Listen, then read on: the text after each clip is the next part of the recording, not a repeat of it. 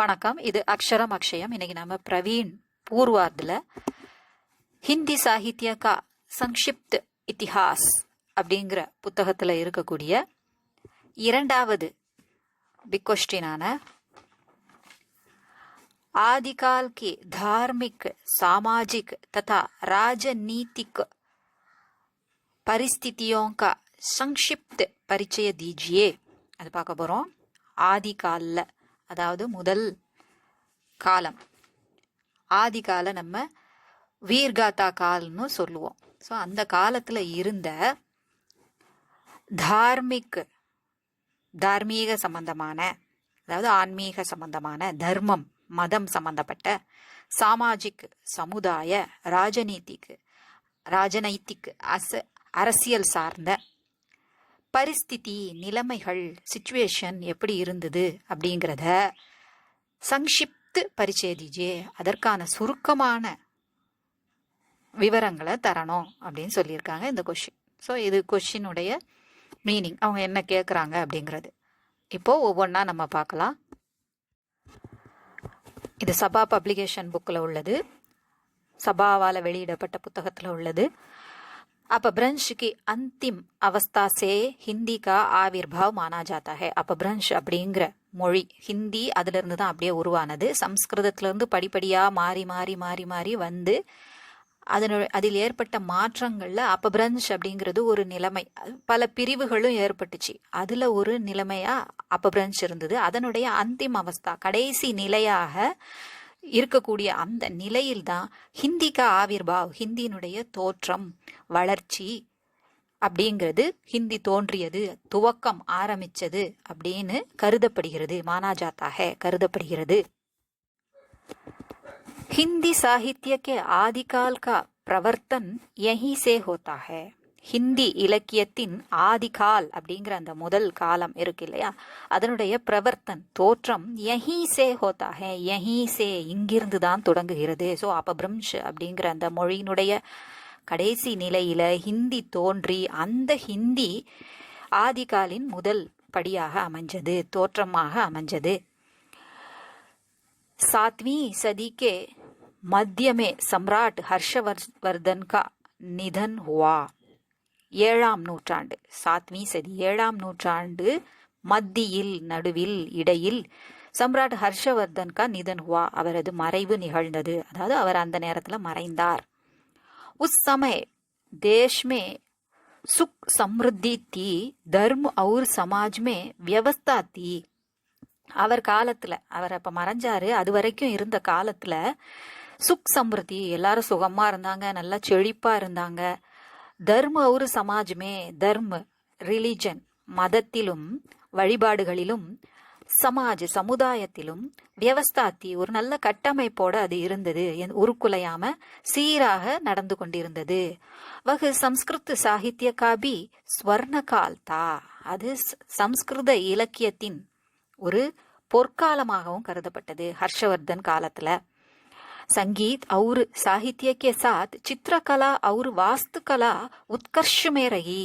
சங்கீதம், இசை और சாகித்ய, இலக்கியம், இவை இரண்டோட கேசாத், அத்துடன் சித்திரகலா, ஓவியக்கலை, வாஸ்துகலா, கட்டிடக்கலை, அதுவும் நல்ல ஆக்டிவா இருந்ததுன்னு சொல்றாங்க. உத்கர்ஷமே ரஹி, ரொம்ப நல்ல ஆக்டிவா, நல்ல முறையில் நடந்துகிட்டு இருந்தது அதன் வளர்ச்சிகளும் அப்படின்னு சொல்லிட்டு இருக்காங்க. இதுல ராஜநீதிக் பரிஸ்திதி, ராஜநீதி அதனுடைய நிலைமை என்ன, அரசியல் நிலைமை எப்படி இருந்தது அப்படிங்கிறத முதல்ல சொல்றாங்க. सम्राट हर्षवर्धन के निधन के बाद देश की शक्ति சின்ன பின்ன हो गई. இப்பதான் சொன்னாங்க, அவருடைய காலத்துல இப்படியெல்லாம் இருந்தது, எல்லா கலைகளும் வளர்ச்சி அடைஞ்சது, எல்லா மக்களும் சுக் சம்ருத்தியோட இருந்தாங்க அப்படின்னு சொன்னாங்க. அவருடைய நிதன் கே பாத், சம்ராட் சக்கரவர்த்தி ஹர்ஷவர்தனுடைய இறப்புக்கு பின்னால் தேசத்தின் சக்தி என்னவாகி போச்சு, அதனுடைய பலம் என்ன ஆகி போச்சு, சின்ன பின்னமாயிருச்சுன்னு நம்ம தமிழ்ல கூட நம்ம பேச்சு வழக்கில் சொல்றது உண்டு. சின்ன பின்னமாக ஆகிவிட்டது, உருக்குலைந்து விட்டது. ராஜ்ய அநேக சோட்டே சோட்டே ரஜ்வாடோமே பண்ட் கயே, அதாவது பெரிய பெரிய ராஜ்யங்களெல்லாம் சின்ன சின்ன குறு குறு ராஜ்யங்களாக சிதைந்து போயின. அப்போ அந்த ஒவ்வொரு சின்ன இதையும் ஒவ்வொரு தலைவர்கள் ஒரு குட்டி குட்டி ராஜாக்கள் ஆண்டு வந்தார்கள். அந்த நிலைமை வந்து விட்டது. அநேக சோட்டே சோட்டே ராஜவंश जैसे तोमर, राठौड़, चौहान, चालुक्य, चंडेल आदि आपस में लड़ बिड़कर अपनी शक्ति का ह्रास करने लगे. ஸோ அப்படி உடைந்த சின்ன சின்ன ராஜ்யங்கள் எல்லாம் என்னென்ன பேருன்னு சொல்றாங்க. உதாரணத்துக்கு சில பெயர்கள் கொடுக்குறாங்க. அப்படி இருக்கக்கூடிய ராஜ்வंश சின்ன சின்ன ராஜவம்சங்கள், தோமர் இந்த மாதிரியான எல்லாமே ஆப்பஸ்மே ஒருத்தருக்கு ஒருத்தர் என்ன தங்களுக்குள் லடுபிடுக்க சண்டையிட்டு கொண்டு அப்னி சக்திக்கா தன்னுடைய சக்தியை பலத்தை என்ன செஞ்சிட்டு இருந்தாங்க, சிதைச்சிட்டு இருந்தாங்க, அழிச்சிட்டு இருந்தாங்க, விரயம் பண்ணிட்டு இருந்தாங்க, வீணடிச்சிட்டு இருந்தாங்க. தன்னுடைய பலங்களை எங்க உருப்படியான காரியத்துக்கு செயல்படுத்தாம என்ன செஞ்சாங்க, ஒருத்தருக்கு ஒருத்தர் சண்டையிட்டு வீணாக விரயம் செய்து கொண்டிருந்தார்கள்ங்கிறது தான் இங்க அவங்க சொல்ல வர்றது. इन राज्यों के परस्पर आक्रमणों में प्रजा की भी जान और माल की क्षति होती थी. இந்த ராஜ்யங்கள் ஒருத்தருக்கு ஒருத்தர் பரஸ்பர் ஆப்பஸ்ன்னு சொல்றோம்ல, அது மாதிரிதான் பரஸ்பரம் ஒருத்தருக்கு ஒருத்தர் சண்டை போட்டுக்கிறதுனால, ஆக்கிரமண் தாக்குதல் நிகழ்த்தி கொள்றதுனால, பிரஜா கிபி மக்களுக்கும் உயிர் மற்றும் பொருட்சேதங்கள் நிறைய, மால்னா அவங்களுடைய பொருள், கி க்ஷதி சேதங்கள் ஏற்பட்டது அப்படின்னு சொல்றாங்க. जब से मोहम्मद गजनी ने सोमनाथ मंदिर में आक्रमण करके सोना चांदी और अमूल्य संपत्तियां लूटी, तब से पश्चिम से निरंतर मुसलमानों का आक्रमण होते रहे. முதல்ல ஜப்சே எப்பொழுது முகமது கஜினி சோமநாத் மந்திர் மேல் தாக்குதல் நிகழ்த்தி சோனா சாந்தி தங்கம் மற்றும் வெள்ளி மற்றும் அமூல்ய சம்பத்தி விலை உயர்ந்த பொருட்கள் எல்லாம் இருக்கும் இல்லையா, விலை மதிக்க முடியாத பொருட்கள், லூட்டி கொள்ளையடித்தாரோ, தப்சே அதிலிருந்து, பশ্চিமசே கீழ்நாடுகளிலிருந்து நிரந்தரமாக முசல்மான்கள் அதாவது முஸ்லிம்களுடைய தாக்குதல் நிகழ்ந்து கொண்டே இருந்தது.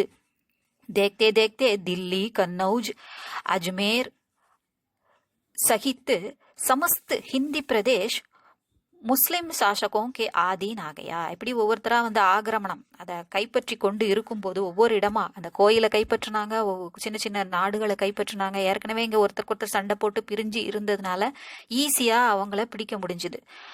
ஒவ்வொரு பகுதியா கைப்பற்றி கடைசியில என்ன சொல்லிட்டாங்க, தில்லி, கன்னௌஜ், அஜ்மேர் சஹித் அதோட சேர்த்து சமஸ்து முழு ஹிந்தி பிரதேசத்தையே தங்களுக்கு கீழ் அவங்க கொண்டு வந்துட்டாங்க. ஆதீன் அப்படின்னா தங்களுக்கு கீழ் ஆகையா, முசல்மான் சாசகோங்கே முஸ்லிம் ஆட்சியாளர்களின் கீழ் வந்துவிட்டது. राजनीतिक अव्यवस्था और राजाओं के आपसी कलह के कारण देश में एक विदेशी सभ्यता और संस्कृति का प्रचार होने लगा. सो राजनीति अव्यवस्था ஒரு நல்ல கட்டுக்கோப்பா இல்லாம இருந்தது அரசியல் அமைப்பு. ஏன்னா எல்லாரும் பிரிஞ்சு ஒருத்தருக்கு ஒருத்தர் சண்டை போட்டுட்டு இருந்தாங்க. ஆப்பசி கலகு உள்ளுக்குள்ள தங்களுக்கு இடையே கலகம் நிகழ்ந்து கொண்டிருந்த காரணத்தினால் தேஷ்மே நம்ம நாட்டுல இந்தியாவில் என்ன ஆயிடுச்சு, விதேசி சப்த வேறு ஒரு அயல்நாட்டு நாகரீகம் மற்றும் அவங்களுடைய கலாச்சாரம் இங்கே பரவ ஆரம்பிச்சுது. பிரச்சார் ஹோனேலகா அது பரப்பப்பட்டது அப்படின்னு சொல்றாங்க. பரவியது, ஒரு இடமா ஊடுருவினாங்க. ஊரு ரெண்டு பட்டா கூத்தாடிக்கு கொண்டாட்டம்னு சொன்ன மாதிரி இங்க ஒருத்தருக்கு ஒருத்தர் சண்டை போட்டுட்டு இருக்கும்போது அவங்களுக்கு ரொம்ப வசதியா போச்சு வெளியில இருந்து வந்தவங்களுக்கு. ஏன்னா ஒற்றுமையா இருந்திருந்தா எதிர்த்து முதல்ல வெளியில தள்ளி இருக்க முடியும். இந்த விஷயம் எல்லாருக்கும் தெரிஞ்சதுதான், பட் இந்த இடத்துல நம்ம அதை சொல்லிக்கிறோம். அடுத்தது தார்மிக் பரிஸ்திதி. தர்மம் அப்படிங்கிறது கடமைன்னு ஒரு அர்த்தம் இருக்கு. நம்ம இன்னொரு வகையில நம்ம எதை மீன் பண்ணிக்கிறோம் அப்படின்னா மதம் அப்படின்னு நம்ம சொல்றது. மதம்னு ஒண்ணு இல்லை, இப்படி வெவ்வேறு இதுகள் வந்த பிறகுதான் அதை பெயர் சொல்ல வேண்டியது இருந்ததுனால அதை வந்து மத்து அப்படின்னா கருத்து அப்படிங்கிற ஒரு விஷயம்தான். அதே மாதிரிதான் தர்மங்கிறது கடமைங்கிற அர்த்தத்துல தான் இருந்தது. இப்போ அது என்ன ஆயிடுச்சு, நம்ம வழிபடக்கூடிய அந்த விஷயத்தை மீன் பண்ணக்கூடியதா ஆயிடுச்சு. ஸோ அந்த நிலைமை எப்படி இருந்தது, தார்மிக் பரிஸ்திதி எப்படி இருந்தது, தர்மம் சம்பந்தப்பட்டது. உஸ் சமயத்துக்கு தேஷ்மே பௌத்த தர்மக்கு அவநதி ஹோ சுக்கி தீ. அப்ப பௌத்த தர்மம் இருந்தது இல்லையா, இருந்துட்டு இருக்கும்போது இந்த மாதிரியான சூழ்நிலையில எல்லாரும் பிரிஞ்சு போய் வெளியில இருந்து முஸ்லிம்கள் ஆட்சிக்கு உள்ள நுழையக்கூடிய அந்த நேரத்துல பௌத்த தர்மம் ஏறக்குறைய அழிவின் நிலைக்கே வந்துவிட்டது. அவநீதி, உன்னதின முன்னேற்றம், அவநீதினா அதுக்கு ஆப்போசிட் அழிவு. ஹோச்சுகுத்தி அழிந்தே போயிட்டுதுன்னே சொல்லலாம். கொஞ்சம் மிஞ்சி அங்கெங்கு மிஞ்சி இருந்தது, அவ்வளவுதான். சங்கராச்சாரிய வைதிக் தர்மக்கோ சசக்த் பனா ரஹேதே. சங்கராச்சாரியர் வைதீக மதத்தை, தர்மத்தை, அதாவது இங்க ஏற்கனவே இருந்தது இல்லையா, இருந்த மதம், வைதீக மதம் தான் ஏற்கனவே இங்க ஃபாலோ பண்ணிட்டு இருந்தது. அந்த தர்மம் அதை வந்து கடமைங்கிற அர்த்தத்துல தான் அதை வச்சிருக்காங்க. அப்புறம்தான் நம்ம இதெல்லாம் வந்ததுனால தான் நம்ம அதை சொல்ல வேண்டியது இருந்தது. ஸோ சசக்த், அது ரொம்ப வலுவுள்ளதாக ஆக்கி கொண்டிருந்தார். ஜீவித் ரஹனே கேலியே பௌத்த தர்மக்கோ அப்பனா ரூப் பதல்னா படா. தன்னை உயிரோட காப்பாத்திக்கணும் அப்படிங்கிறதுக்காக பௌத்த தர்மம் என்ன செய்ய வேண்டியிருந்தது, தன்னுடைய வடிவத்தையே மாற்ற வேண்டியிருந்தது. ரொம்ப ஸ்ட்ரிக்டா இருந்ததை கொஞ்சம் தளர்வு கொடுத்து கொண்டு வர வேண்டியிருந்தது. ஜனதா கோ अपने प्रभाव में लाने के लिए बौद्ध संप्रदाय ने तंत्र और अभिचार का मार्ग ग्रहण किया. அதாவது பௌத்த தர்மம் என்ன செய்யுது, சம்பிரதாயம் என்ன செய்யறாங்க அப்படின்னா தந்திரங்கள் உபயோகப்படுத்துறாங்க. அவரு அபிச்சார், அந்த தந்திரங்கள் 6 வகையான அபிச்சார கொண்டது அப்படின்னு சொல்லுவாங்க. அந்த தந்திரமா எல்லா வேலையும் செஞ்சான்னு சொல்றாங்கல்ல. ஸோ 6 வகையான தந்திரங்கள்: மாறன், மோகன், ஸ்தம்பன், வித்வேஷன், உச்சாட்டன், வசீகரன் அப்படின்னு. ஸோ ஒருத்தரை மனமாற்றி அவங்கள மெஸ்மரைஸ் பண்ணி மயக்கி தன் வசம் இழுக்கிறது, எப்படியாவது அவங்கள வந்து கன்வின்ஸ் பண்ண வைக்கிறது. தன்னுடைய, அதை கன்வின்ஸ்ன்னு கூட சொல்ல முடியாது, அதை எப்படியெல்லாம் அவங்கள தன்னுடைய மதத்தை ஃபாலோ பண்ணுறதுக்கு, பௌத்த மதத்தை ஃபாலோ பண்ணுறதுக்கு ட்ரை பண்ணுறாங்கன்னா, முதல்ல நேர் வழியில் இல்லாமல் குறுக்கு வழின்னு கூட சொல்லலாம், தந்திரங்கள் மூலமாக செய்கிறாங்க. ஸோ மாறன் அவங்கள ஒன்று கொன்று பயமுறுத்தி செய்கிறது, மோகன் மயக்கி கொண்டு வர்றது, ஸ்தம்பன் அவங்கள அப்படியே அவங்க மனசை நிலை தடுமாற வைக்கிறது, வித்வேஷன் அவங்களுக்கு பழி வாங்குறது, யாராவது மறுத்தாங்கன்னா ஒருத்தரை பழி வாங்குறது மூலமாக அதை பார்த்து பயந்து இன்னொருத்தங்க வர வாய்ப்பு இருக்குது. உச்சாட்டன் அவங்கள அப்படியே மெஸ்பரைஸ் பண்ணி இது பண்ணுறது, அவங்களுடைய மனசை அப்படியே கலங்க வச்சு கொண்டு வர்றது, அவங்க ஒரு மாதிரி தன்னுடைய பேச்சுக்கு கேட்குற மாதிரி அவங்கள கொண்டு வர்றது, பேச்சை கேட்குற மாதிரி கொண்டு வர்றது.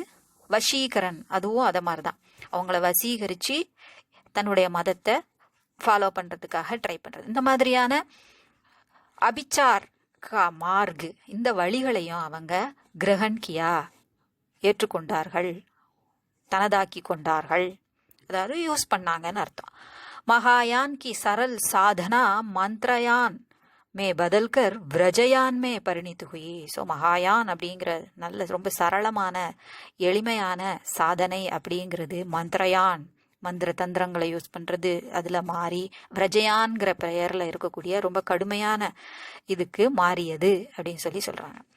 விரஜயானி சித்து வைதிக் மதாச்சாரோங்கே விரோதி ரகே. ஸோ அதில் வந்து அடுத்தவங்களை குறை சொல்லி அவங்கள தூற்றி தன் வசப்படுத்துறது. இந்த நம்ம 6 நிலைகள் பார்த்தோம்ல, அதில் உச்சாடனில் அதுவும் வரும். அவங்களுடைய மனசை வந்து அடுத்தவங்களை குறை சொல்லி அவங்கள இது பண்ணி சொல்றது. ஸோ அந்த மாதிரி தான் இதுலேயும் சொல்கிறாங்க. வைதிக் மதாச்சாரியர்களுக்கு விரோதியாக இருந்தார்கள், அவங்களுக்கு எதிராக இருந்தார்கள். தூசரி ஓர் சைவ संप्रदाय से निकले नाथपंथी योग को प्रमुखता देते रहे थे. சைவ சமயம், சைவன சிவனை வழிபடுபவர்கள், சிவ சம்பிரதாயன்னு சொல்ல மாட்டாங்க, சைவ சம்பிரதாய, சிவனை வழிபடக்கூடிய, அதனால சைவ சம்பிரதாய. அதுல இருந்து வந்தவங்கலாம் நாத்பந்தி அப்படிங்கிறவங்க, அவங்களுடைய பேர் நாத்பந்தி. அவங்க யோகம், யோகான்னு நம்ம இப்ப சொல்றோம் இல்லையா, யோகம், தவமிருத்தல், இந்த மாதிரியான விஷயங்களுக்கு அவங்க வந்து பிரமுகத்தா தேத்தே முக்கியத்துவம் தந்தார்கள். बौद्ध सिद्धों और जैनाचार्यों से एक और हिंदी साहित्य की श्री वृद्धि हुई तो दूसरी ओर वैदिक और सिद्ध बौद्ध जैनियों के बीच धार्मिक मामलों पर टकराव भी होता रहता था. இவர்கள் மூலமாக இவங்க தன்னுடைய மதத்தை நிலைநாட்டணுங்கிறதுக்காக பல படைப்புகளை நம்ம இந்தி இலக்கியத்திற்காக தந்தார்கள். எனினும் ஒருத்தருக்கு ஒருத்தர் என்ன செஞ்சாங்க, தார்மீக் மாமலமே, தன்னுடைய சம்பிரதாயம், தன்னுடைய மதம் சம்பந்தமாக அவங்க ஒருத்தருக்கு ஒருத்தர் என்ன செஞ்சாங்க, டக்ராவ், மோதல்கள் நடந்து கொண்டுதான் இருந்தது. இஸ் பீச் மே நவாகத் இஸ்லாம் தர்ம கா பி பிரசார் ஹோனே லகா. இதுக்கு இடையில அவங்க உள்ள நுழைஞ்சாங்களே முசல்மான்கள், அவர்களுடைய இஸ்லாம் தர்ம கூட அவங்க சைடு கேப்ல என்ன செஞ்சாங்க, ஒருத்தருக்கு ஒருத்தர் சண்டை போட்டுட்டு இருக்கக்கூடிய நேரத்துல அவங்களுடைய பிரச்சாரமும் நடந்துட்டு இருந்தது. இவங்க 3 பேரும் அவங்க அவரவர் இதை தற்காத்து கொள்ள போராடிட்டு இருக்கிற நேரத்துல இவங்களும் இடையில நுழைஞ்சி தங்களுடையதையும் ஒரு பக்கம் பரப்பிக்கிட்டு இருந்தாங்க. इस्लाम में सूफी संप्रदाय हिंदुओं की प्रेम भक्ति के निकट भाव रहा. நம்ம இதில் இருக்கக்கூடிய ஞான மார்க் பிரேம மார்க் அப்படின்னு நம்ம சொல்றோம் இல்லையா, அந்த பிரேம் மார்க்குக்கு பக்கத்துல தான் இவங்களுடைய சூஃபி சம்பிரதாயம் இருந்தது. ஏறக்குறைய ஒன்று போல இருந்ததுனால இவங்களுக்கு ரொம்ப வசதியா போச்சு. दूसरी ओर तलवार के बल पर धर्म परिवर्तन भी होता रहा. ஒரு பக்கம் இது ஏறக்குறைய ஒற்றுமை இருக்கிறதுனால நைஸா இதுக்குள்ள நுழைஞ்ச மாதிரி ஆயிப்போச்சு. இன்னொரு பக்கம் வாளை காட்டி தல்வார்கே பல்பர் வாளின் பலத்தில் மதமாற்றமும் நிகழ்ந்து கொண்டு இருந்தது. தர்ம பரிவர்த்தன் மதமாற்றமும் நிகழ்ந்து கொண்டிருந்ததுன்னு சொல்றாங்க. இப்ப சாமாஜிக் பரிஸ்திதி சமுதாய நிலைமை எப்படி இருந்தது? जनता शासन और धर्म की ओर से निराश हो चुकी थी. ஆட்சியாளர்கள் மீதும் இந்த ரிலிஜன் மீதும் ஒரு அவநம்பிக்கை மக்களிடையே ஏற்பட்டது. ஜனதாக்கு அதாவது மக்களுக்கு वैदिक मत की वर्णाश्रम व्यवस्था के कारण समाज में ऊंच नीच का भेदभाव चलता रहा. வைதிக் தர்மத்தை சங்கராச்சாரியர் அவர் நிலைநாட்டி கொண்டிருந்தாலும், இத்தனை பல போராட்டங்களுக்கிடையே நிலைநாட்டி கொண்டிருந்தாலும் அவர்களிடையே நிலவி வந்த வர்ணாசிரம் அப்படிங்கிற அந்த அமைப்பு வியவஸ்தா கட்டமைப்பு காரணமாக சமுதாயத்தில் ஊஞ்ச் நீச் உயர்வு தாழ்வு அப்படிங்கிற பேதுபாவ வேற்றுமை நடைமுறையில் இருந்தது. अतः निम्न वर्ग के लोगों पर बौद्ध सिद्धों और नाथ पंथियों का प्रभाव रहा. இதான் சாக்குன்னு அவங்க கிட்ட இருந்த அவங்கெல்லாம் ரொம்ப நம்பிக்கை இழந்து இருந்தாங்க இல்லையா, அவங்களுக்கு இந்த மாதிரியான நிம்ன வர்க்கு கீழ்நிலையில் இருந்த தாழ்ந்த நிலையில் இருந்த குடியில் இருந்த மக்கள் மீது இவர்களுடைய தாக்கம் ஏற்பட்டது. அப்படின்னா என்ன, இவங்க தன்னுடைய தாக்கத்தை ஏற்படுத்தினாங்க. இப்படி நீங்கெல்லாம் அப்படி நலிந்து போய் இருக்கிறீங்க, வாங்க எங்களுடைய மதத்துல சேருங்க அப்படின்னு இவங்க எல்லாரும் பௌத்த சித்தர்களும் நாத் பந்தி அவங்களும் தன்னுடைய பிரபாவத்தை தன்னுடைய தாக்கத்தை ஏற்படுத்தினார்கள். कई स्थानों पर निम्न जाति के लोगों ने इस्लाम धर्म को கபூல் கர்லியா. பல இடங்கள்ல அந்த தாழ்ந்த ஜாதியை சேர்ந்தவர்கள் இஸ்லாம் தர்மத்தை கபூல் கர்தியான ஏற்றுக்கொண்டார்கள். கர்லியா. राजाओं के बीच आए दिन जो लड़ाई चल रही थी इससे जन जीवन अशांत रहा. ராஜாக்களுக்கிடையே நாளுக்கு நாள் ஆயே தின் அப்படின்னா தொடர்ந்து நாளுக்கு நாள் நடைபெற்று கொண்டிருந்த சண்டை காரணமாக சண்டை நடந்து கொண்டு இருந்தது, அதிகரித்து கொண்டே இருந்தது. இசுசே அதன் காரணமாக ஜனஜீவன் மக்கள் வாழ்க்கை எப்படி இருந்தது, அசாந்தரகா நிம்மதியற்று இருந்தது, அமைதியற்று இருந்தது. லோகோं की जान और माल की सुरक्षा नहीं थी. அவங்களுடைய உயிருக்கும் பொருளுக்கும் உடைமைகளுக்கும் சுரக்ஷா பாதுகாப்பு இல்லை அப்படின்னு சொல்லியிருக்காங்க. बहुसंख्यक सामान्य जन को धर्माचार्यों का भी आश्रय नहीं मिला. बहुसंख्यक பெரும் எண்ணிக்கையில் இருந்த சாமானிய மக்கள் சாதாரண மக்களுக்கு தர்ம ஆச்சாரியர்கள் மத தலைவர்கள் ஆச்சாரியர்கள் மத குருக்களின் ஆதரவு கூட இல்லாம இருந்தது. ஆசிரிய ஆதரவு அடைக்கலம் கூட கிடைக்காம இருந்தது. சமாஜ்மே நாரியோं की स्थिति शोचनीय थी. சமுதாயத்தில் பெண்களின் நிலைமையும் ரொம்ப மோசமான நிலைமையில தான் இருந்தது, கேவலமான நிலைமை அப்படின்னு கூட சொல்லலாம், பெயின்ஃபுல்லா இருந்ததுன்னு கூட சொல்லலாம். நாரி போகுக்கு வஸ்து மானே கயி. பெண்கள் எப்படிப்பட்டவங்களா கருதப்பட்டாங்க, போக வஸ்து ஒரு போதை தரக்கூடிய பொருள், போக அனுபவிக்கக்கூடிய ஒரு பொருள் அப்படிங்கிற மாதிரி அவங்க நினைக்கப்பட்டார்கள். स्त्रियों का अपहरण करके बेच डालना आम बात थी. பெண்களை கடத்தி அபகரன் கற்கே கடத்தி விற்றுவிடும் நிலைமை ரொம்ப சாதாரணமா ஆம் பாத்தி ரொம்ப சாதாரணமாக இருந்தது. குல் மிலாகர் தேஷ் और समाज में हर समय सांप्रदायिक तनाव रहता था. குல் மிலாக்கர் ஒட்டு மொத்தமா சொல்ல போனோம் அப்படின்னா தேசத்துல அந்த நாட்டிலையும் நாட்டுல இந்த சமுதாயத்துல ஹர் சமய ஒவ்வொரு நேரமும் எப்படி இருந்ததுன்னு சொல்றாங்க. ஒவ்வொரு நொடியும் சாம்பிரதாயிக் இந்த தர்மம் சம்பந்தப்பட்ட மத சம்பந்தப்பட்ட தனாவ் டென்ஷன் இருந்துகிட்டே இருந்தது அப்படின்னு சொல்றாங்க. சான்ஸ்கிருதிக் ஸ்திதி கலாச்சாரம் எப்படி இருந்தது, நிலைமை எப்படி இருந்தது.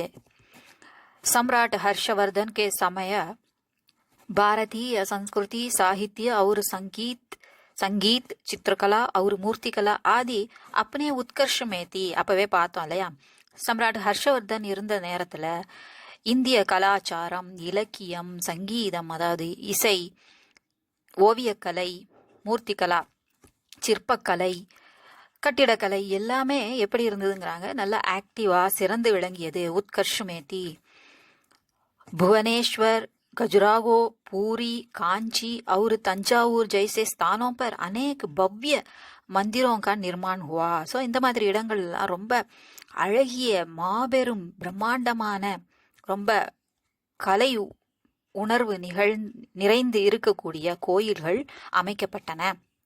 मुसलमान शासकों ने भी स्थापत्य, संगीत और चित्रकला को प्रोत्साहन किया. அந்த முஸ்லிம் ஆட்சியாளர்கள் கூட ஸ்தாபத்திய, அதுவும் கட்டிடக்கலையை தான் குறிக்குது, வாஸ்து கலான்னு சொல்றோம்ல, அந்த கலை மற்றும் இசை, ஓவியக்கலை இதுக்கெல்லாம் புரோத்சாகன், உற்சாகம் அளித்தனர், என்கரேஜ் பண்ணாங்க. இஸ் तरह हिंदू मुस्लिम संस्कृतियों का मेल इस युग की देन है.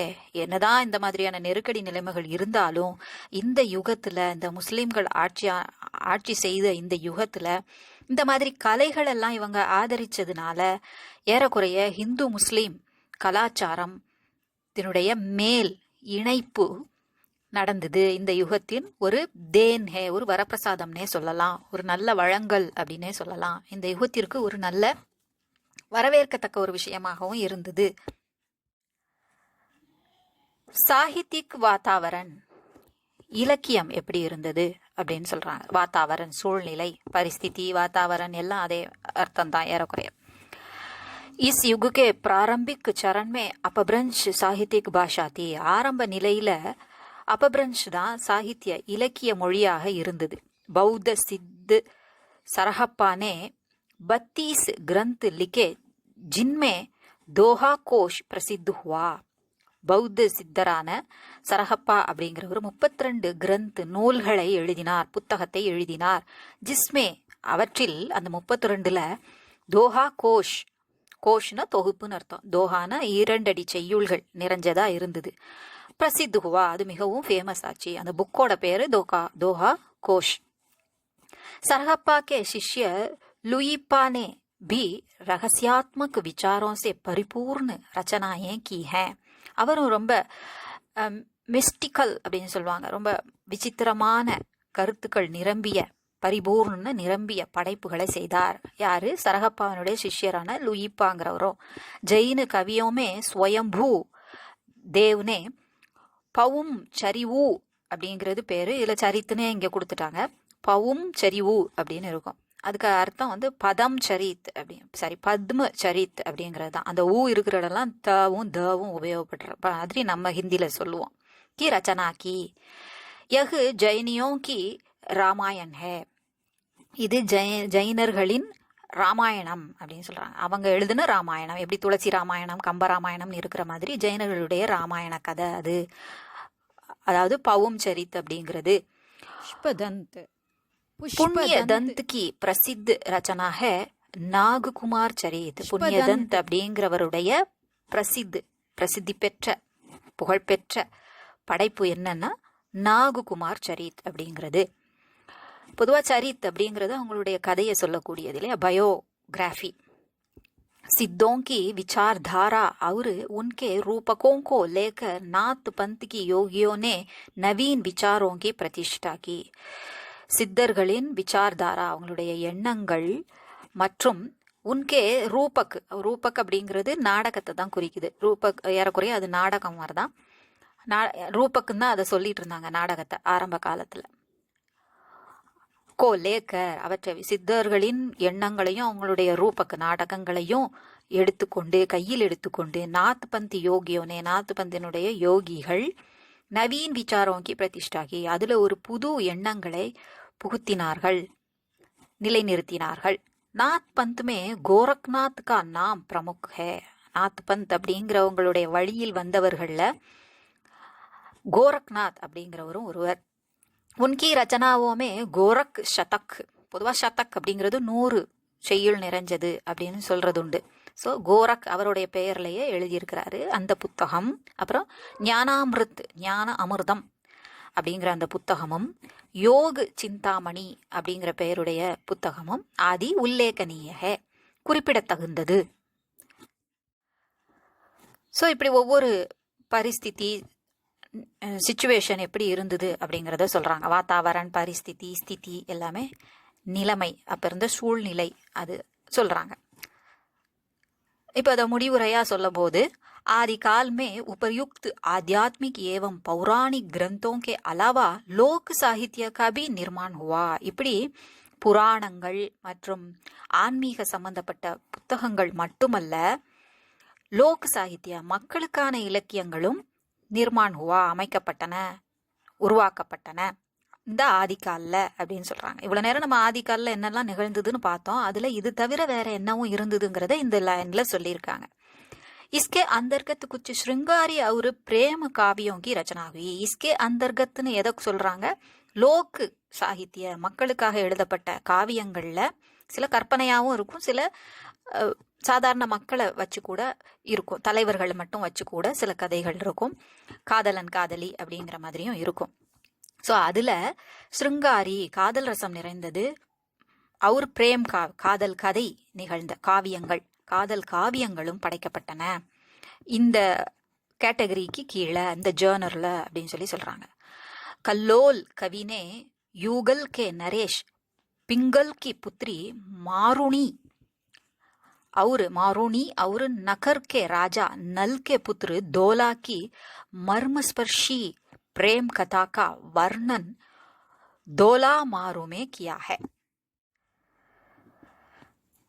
கல்லோல் கவிங்கிறவர் யூகல் கே நரேஷ், யூகல் அப்படிங்கிற பிரதேசத்தினுடைய நரேஷ்ன ராஜாவான பிங்கல் அவருடைய புத்திரி மகளான மாருணி அப்படிங்கிறவள் மற்றும் நகர் கே ராஜா, நகருங்கிற பிரதேசத்தினுடைய ராஜாவான நல் அப்படிங்கிறவருடைய புத்திர மகன் தோலா, அவர்கள் இருவர். யார் இருவர்? மாருணி,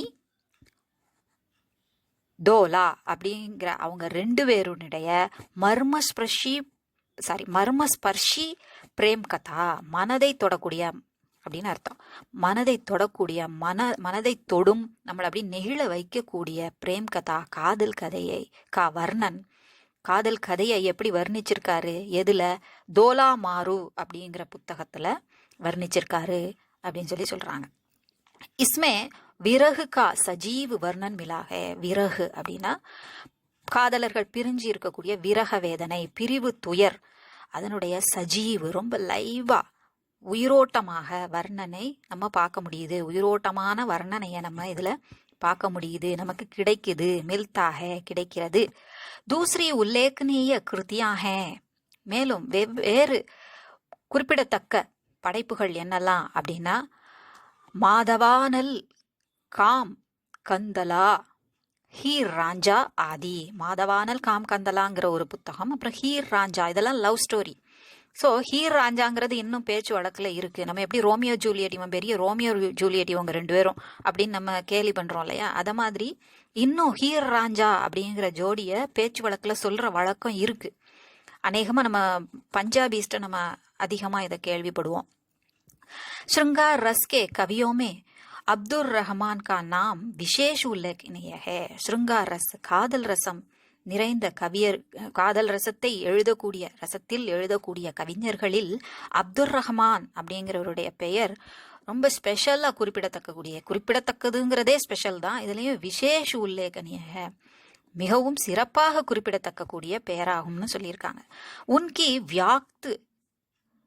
விக்யாத் கிருதி, விக்யாத்னா புகழ்பெற்ற, கிருதி ஹே படைப்பு, சந்தேஷ் ராசக் அப்படிங்கிறது அப்துல் ரஹ்மானுடைய புகழ்பெற்ற கிருதி, ரச்சனா அப்படிங்கிறது எல்லாமே படைப்பு, அவருடைய படைப்புன்னு அர்த்தம். इस तरह आदिकाल में राजनैतिक उथल पुथल और सामाजिक अशांति के वातावरण में भी साहित्य की रचनाएं होती रहीं और यह स्वाभाविक भी था. இவ்வாறு इस तरह இவ்வகையில் இவ்வாறு ஆதி காலத்துல ராஜனைத்திக் உத்தல் புத்தல் அரசியல் உத்தல் புத்தல் சிதறல் நிகழ்ந்த போதும் குழப்பங்கள் இருந்த போதும் சாமாஜிக் அசாந்தி சமுதாயத்துல ஒரு அமைதியற்ற நிலைமை வாத்தாவரன் சூழ்நிலை இருந்த போதும் அந்த சூழ்நிலையிலும் சாகித்யக்கி ரச்சனாயே ஹோத்தி ரஹி இலக்கிய படைப்புகள் நடந்து கொண்டுதான் இருந்தன. அவர் எகு சுவாபாவிக் பீதா அது ஒரு கஷ்டப்பட்டு செஞ்சாங்கன்னு சொல்லல, அந்த சூழ்நிலைக்கு ஏற்ற படைப்புகளை நிகழ்த்தினாங்க. அது ரொம்ப இயல்பானதாகவும் இருந்தது. இது நேச்சர் தான் அப்படின்னு சொல்றாங்க. சுவாபாவிக் பீதா ரொம்ப இயல்பானதாகவும் இருந்தது, இயல்பானதும் கூட அப்படின்னு சொல்றாங்க. இது உங்களுக்கு ரொம்ப உபயோகமாக இருந்திருக்கும்னு நினைக்கிறேன். பிடிச்சிருந்தா லைக் பண்ணுங்க, ஷேர் பண்ணுங்க, சப்ஸ்கிரைப் பண்ணுங்க. சப்ஸ்கிரைப் பண்ண எல்லாருக்கும் நன்றி. நன்றி, வணக்கம், தன்யவாத்.